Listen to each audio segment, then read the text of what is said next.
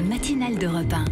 Nico Saliagas. Nicolas Barré, dans le studio, le directeur de la rédaction du journal Les Échos. Comme tous les jours, on va parler d'économie, puisque c'est un paradoxe. Malgré la crise sociale que traverse notre pays, l'économie française se porte plutôt mieux que ses voisines.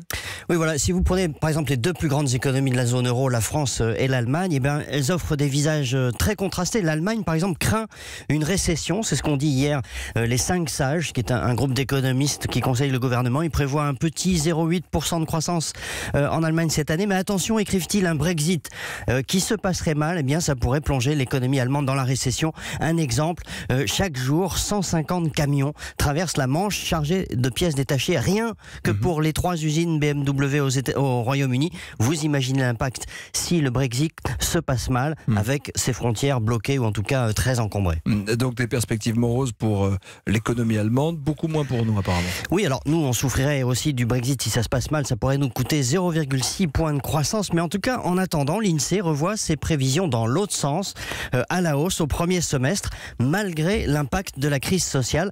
Alors ne nous emballons pas, le gouvernement prévoit pour l'ensemble de l'année une croissance de 1,4%. Ça n'est pas mirifique. Je rappelle d'ailleurs que le budget prévoyait 1,7%. Mais enfin, nous ferons presque 2 fois mieux que l'Allemagne et mieux que la moyenne de la zone euro. Ça n'est pas mirifique, dites-vous, mais vous l'expliquez comment ? En fait, on a mis de l'argent dans l'économie. Emmanuel Macron fait une politique keynésienne, une politique de soutien à la demande. Les mesures à plus de 10 milliards d'euros qui ont été prises pour répondre à la crise des gilets jaunes soutiennent l'activité. Elles sont financées accessoirement essentiellement par de la dette. Ça, c'est le point noir. Les entreprises aussi ont joué le jeu. Vous l'avez dit, la prime Macron défiscalisée a bénéficié à plus de 2 millions de salariés. Ça n'est pas rien. Voilà pourquoi l'économie française résiste mieux. Résiste parce que autour de nous, donc j'ai cité l'Allemagne qui craint la récession, mais l'Italie est déjà en récession. Donc vous le voyez, le paysage n'est pas rose du tout. Il y a une petite exception, ça va vous faire plaisir, c'est la Grèce. Ah bon ? 2,5% de croissance cette année.